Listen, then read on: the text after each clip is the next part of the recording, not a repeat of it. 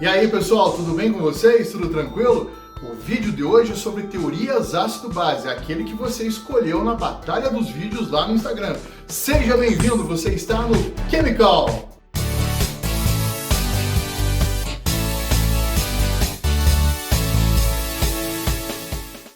Antes da gente começar a falar das teorias ácido-base, já vou pedir para você inscrever-se, deixar aqui nos comentários sugestões para próximos vídeos, ative as notificações para que você não perca mais nada que está rolando toda semana aí, beleza? Deixa o teu like aqui. E aí pessoal, por que será que é importante estudar a teoria ácido-base? Quem sabe para você descobrir essa característica que algumas substâncias possuem. Mas você vai falar para mim assim, professor, mas é tão fácil, eu já sei o que é um ácido, o que é uma base rotulado. Talvez você esteja confundindo apenas só com a teoria de Arrhenius, que aí a gente tem aquilo falando sobre ter hidrogênio, ter hidroxila, é uma coisa que a gente aplica inclusive muito comercial. Isso de você definir um ácido ou uma base pela propriedade, como talvez você tenha aprendido em outro momento, considerando que o ácido é uma substância de sabor azedo, a base é uma substância de sabor adstringente. Então, pegando por essas características, elas estão mais amarradas à teoria do Arrhenius, mas nem sempre você pode contar com o meio aquoso, como fala na teoria do Arrhenius. Então, por isso, a ciência toda viu um motivo em estudar teorias ácido-base, ou seja, desvendar esse caminho aí para descobrir se ele vai ter uma classificação em função de acidez ou basicidade conforme o comportamento desta substância mediante uma outra. Então, fique bem claro para você que o comportamento ácido-base é nada mais nada menos do que um comportamento relativo ao comparativo de uma substância com a outra. Quem é que tem o poder mais ácido ou quem é que tem o poder mais básico?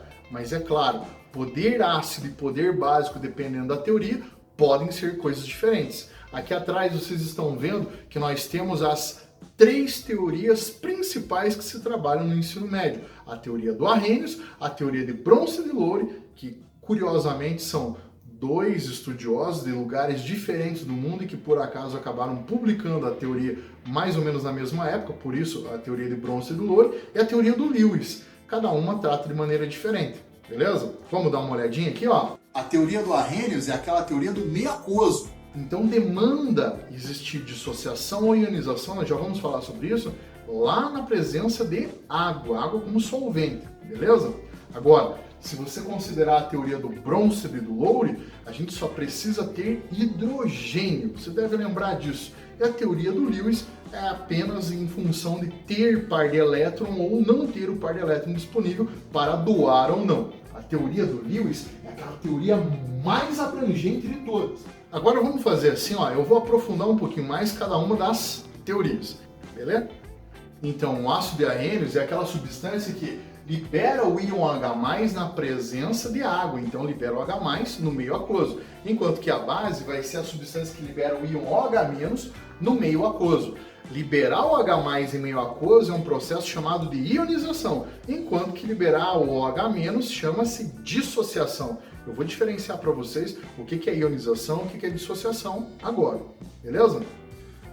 Então a ionização acontece da seguinte maneira, é um fenômeno químico que está acontecendo porque está formando o íon que não existia antes. Então, como eu coloquei aqui, ó, formação de íons. Então, formação de íons que não existiam até então. Como é que acontece isso? Eu coloquei um exemplo aqui, eu vou colocar como se fosse um HA, tá bom? Vou tratar um ácido, porque o ácido de Arrhenius, pela definição, então, é aquela substância que tem o hidrogênio, ele vai ionizar esse hidrogênio aquoso. Eu fiz o seguinte, eu coloquei no exemplo aqui e chamei o ácido de HA. Vamos chamar o A de ânion ali, que é o ânion complementar a esse hidrogênio, que é o principal, vamos dizer assim, é a estrela maior ali do ácido do Arrhenius, beleza? Eu vou mostrar para vocês também agora o ataque que a água vai fazer lá no hidrogênio do ácido para formar o íon hidrônio. Então acontece assim, o par de elétrons da água vai atacar esse hidrogênio.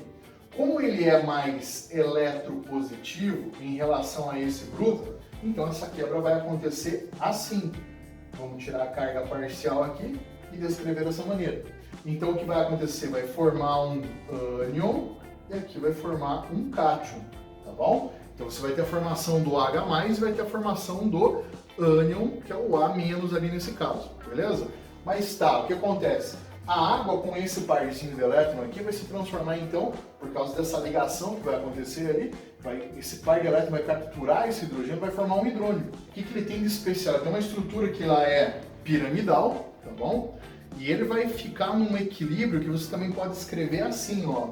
E aí eu posso simplesmente restaurar essa ligação aqui, ó, ou melhor, o par de elétron do oxigênio, representando como H2O mais H+, tá bom? Então como é que ficou ali? Eu tenho lá, ó, o íon hidrônio, aí ele vai sofrer a quebra ali, a ruptura daquela ligação, restaurando a molécula de água e formando o hidrogênio. Esse hidrogênio que ficou livre, mas normalmente ele está associado à molécula de água na forma de hidrônio mesmo. Tá, professor, mas e o que mais? É claro que aqui, completando o sistema, a gente também tem esse ânion aqui, que é o contraíon que estava ligado ao hidrogênio do ácido de Arrhenius, beleza?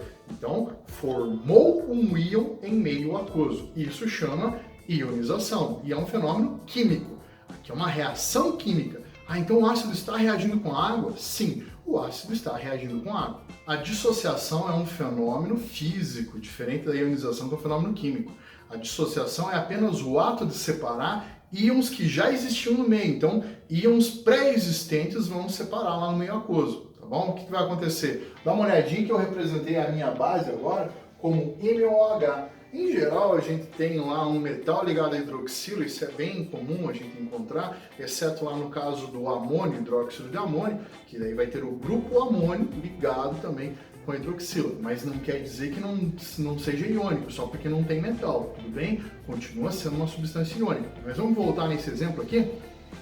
A fórmula da base eu representei como MOHX, onde X vai ser a carga do metal ou do grupo que está ligado à hidroxila, tudo bem? Quando você colocar ele no meio aquoso, o que vai rolar? Vai ter essa separação de um íon que já existia. Eu coloquei de uma outra maneira, repare que eu escrevi aqui embaixo, ó, o metal X positivo carga, a hidroxila carga negativo, que você deve lembrar, tem carga -1, beleza? Então assim, ó, a hidroxila tem carga fixa, -1, o oxigênio é -2 de carga, o hidrogênio é 1, então se juntou a hidroxila ele vai ficar com carga -1, essa é a ideia. Então eu tenho lá o metal e tenho o grupo A metal, que seria mais ou menos aí a premissa do que a gente tem lá na ligação iônica, quando tem a transferência do elétrons da espécie metal para a espécie ametal, ou melhor, do elétron positivo para o elétron negativo. O elétron negativo é que vai receber os elétrons na ligação iônica. Então, uma vez que esse composto é uma substância iônica, ele já tem o íon formado. O que ocorre? No meio aquoso ele apenas separa. Então eu tenho a separação dos íons em meio aquoso. Apenas isso. Recadinho precioso. Você está querendo aprofundar o teu conhecimento em física ou a tua física básica não está muito bacana, viu? Vai lá no Armário da Física, do meu amigo Romeu. Tá aqui na descrição, no final do vídeo você vai lá e já se inscreve no canal dele, beleza? A teoria de Bronsted-Lowry, diferente da teoria do Arrhenius, ela não fica presa única e exclusivamente na necessidade de ter hidrogênio, hidroxila e a água. Agora basta apenas ter o hidrogênio e aí a espécie ácida vai ser a doadora de íons de hidrogênio, enquanto que a base vai ser a receptora de íons de hidrogênio. Isso é bacana porque você pode colocar em um sistema e isso acontece sempre em um equilíbrio. Vamos pegar essa dica? O que você precisa lembrar é que aqui, além de ter o hidrogênio, isso acontece em um equilíbrio, beleza? Vou mostrar para você agora. Como que eu identifico o ácido e como eu identifico a base de Bronsted-Lowry? Assim, ó, o ácido vai ser aquela espécie que tem um hidrogênio. Também, né? Já que ele vai ser doador, então para ser um ácido tem que ter o hidrogênio para ele poder doar. Mas a base só vai receber. Então a base aqui não tem. Tá, mas e se as duas espécies tiverem? Olha aqui, ó, eu tenho o HF e eu tenho o HCN, os dois têm hidrogênio. Como é que eu vou fazer essa diferenciação? Então eu vou olhar no todo da minha reação. Se você tiver os valores de constante ácida Ka no equilíbrio químico, mais fácil ainda, porque daí você vai saber qual é a espécie que vai ser o ácido e qual é a espécie que vai ser a base no equilíbrio químico. Aquele que tiver um valor maior de Ka será a espécie que será o ácido de bronze de louro, enquanto que a outra espécie vai ser a base de bronze de louro ali nesse caso, tá bom? Aqui eu coloquei dois ácidos, como eu falei para vocês, ácidos diarrênios, o HF e o HCN, ácido fluorídrico e o ácido cianídrico. Mas quando você coloca um ácido em relação ao outro, na teoria de bronze de louro, acaba que um se comporta como ácido de bronze de louro e o outro vai se comportar como base de bronze de louro. Para isso você acompanha a reação ao todo e aí faz essa diferenciação. Vou mostrar aqui, ó, o hidrogênio do ácido fluorídrico, o ácido diarrênio, então, foi doado para a espécie HCN. Então vamos chamar só de espécie, para não confundir.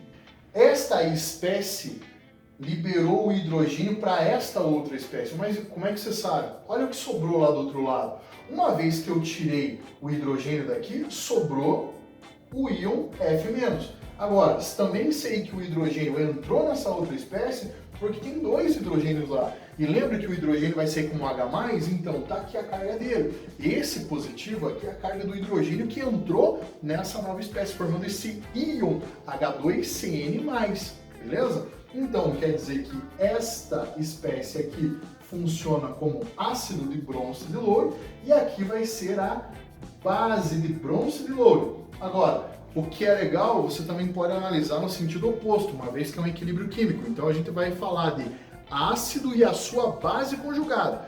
A base e o seu ácido conjugado. Um macetinho aí para você utilizar é mais ou menos assim. O que sobrou do ácido é a base. O que sobrou da base é o ácido conjugado. Um par conjugado, para a gente lembrar, tem a diferença de apenas um hidrogênio entre uma espécie e outra. Então, nesse caso, se a gente pegar aqui, ó, o HF em relação ao F-, o HF é o ácido, o F- vai ser a sua base conjugada. O HCN recebeu, você já viu que ele vai fazer o papel da base. Em relação ao H2CN, então vai ser a base e o seu ácido conjugado. Então, vamos fazer assim, ó. Aqui eu tenho o ácido, aqui eu tenho a minha base conjugada. Beleza? Aqui eu tenho a minha base, então essa aqui é a espécie que é o ácido conjugado. E se você analisar da maneira contrária, do oposto, fica mais fácil ainda. E por que eu posso fazer isso? Porque é um equilíbrio químico. Olha só, eu tenho aqui, ó, H2CN reagindo com F-. O que está acontecendo? Está saindo um hidrogênio daqui para cá, não foi isso que a gente está percebendo? Que o H2CN, neste sentido, vamos colocar assim, ó, aí fica mais fácil de vocês entenderem. No sentido aqui, ó, que eu coloquei do produto para o reagente. Então eu tenho o H2CN, está perdendo um hidrogênio lá pro F-, e ele vai virar o quê? HCN. E o F- vai virar HF. Então vamos colocar assim, ó, os dois sentidos, em azul e em vermelho para vocês acompanharem. Então, se eu analisei que esse é o ácido, aqui é a sua base conjugada. Ou se essa é a base, esse é o ácido conjugado dela. Se essa é a base, esse é o seu ácido conjugado e vice-versa. Bom você também lembrar que sempre que você tem um ácido forte no meio, o que sobra dele é uma base conjugada fraca e vice-versa. Se eu tenho uma base fraca no meio, o que sobra é um ácido forte. Então o conjugado é sempre uma espécie oposta. Quanto mais forte for o ácido, mais fraca será a sua base conjugada e assim é que a gente vai trabalhar com a teoria do bronze de louro, beleza? Bora lá então para a última teoria, para a teoria de Lewis, na verdade é a última que nós estamos trabalhando neste vídeo, das três principais teorias que a gente trabalha bastante lá no ensino médio, beleza? Existem outras, tá bom? Agora dá uma olhadinha aqui na teoria do Lewis, que ela é a mais abrangente de todas elas. Mas e por que isso? Não depende de ter água, de ter hidroxilo, de ter hidrogênio. Depende apenas de ter par de elétron ou não ter. Tendo par de elétron, a espécie pode ser doadora do par de elétron. Não tendo, ela pode ser receptora do par de elétron. Então, nesse caso, foi definido assim pelo Lewis. Inclusive, essa teoria chamada de eletrônica, a teoria dos pares de elétron, a gente aplica muito no caráter da substância lá na química orgânica. A gente utiliza muito isso para saber se ela é ácido ou base. Se bem que lá na química orgânica a gente usa bastante também a teoria de bronze de louro para descobrir se é um ácido ou não.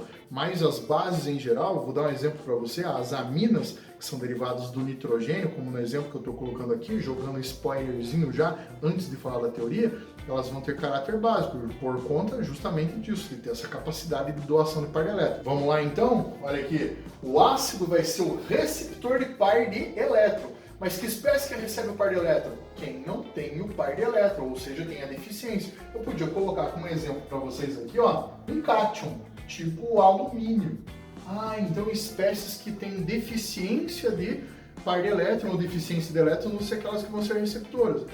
Então a gente vai falar que o alumínio ali no caso, que é um cátion, ele vai ter justamente essa capacidade de receber o par de elétron, beleza? Uma base vai ser a doadora, quem fornece esse par de elétron, obrigatoriamente, entendeu? Ela tem que ter o par de elétron nesse caso. Então doou o par de elétron porque ela tem, uma espécie que tem excesso. Mas como assim? Aí você me diz lá, professor, então se o cátion foi um exemplo muito bem aplicado lá para ácido de Lewis, dá para dizer então que um ânion vai ser o exemplo de uma base, segundo Lewis. É exatamente isso.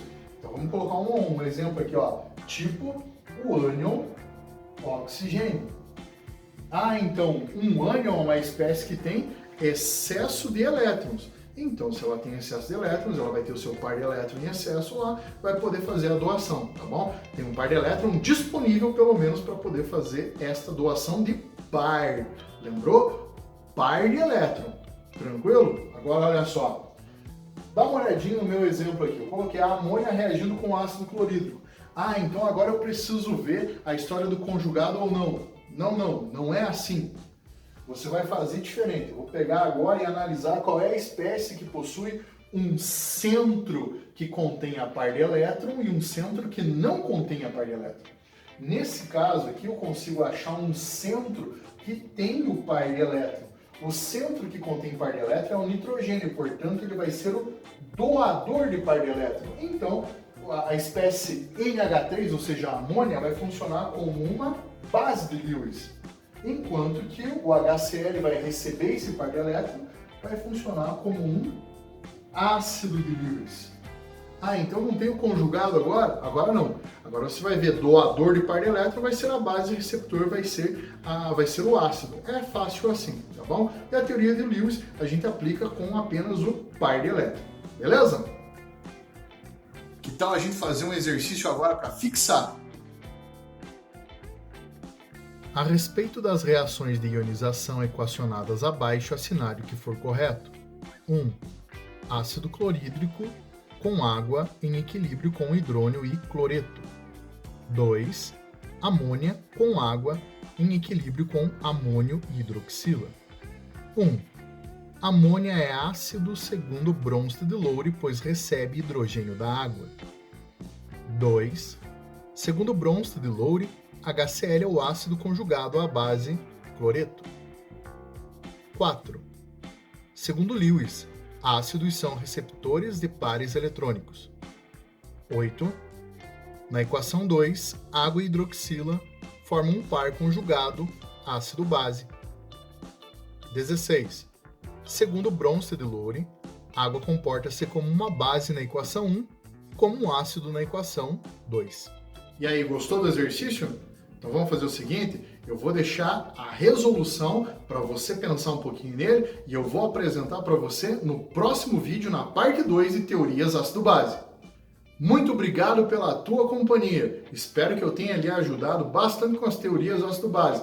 Não esquece, ainda tem a parte número 2 com a descrição do exercício na próxima parte desse vídeo. Beleza?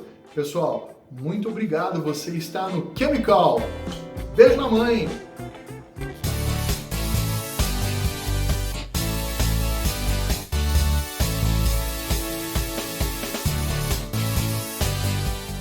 O gordo toma toda a tela, quer ver? Vou dar um exemplo.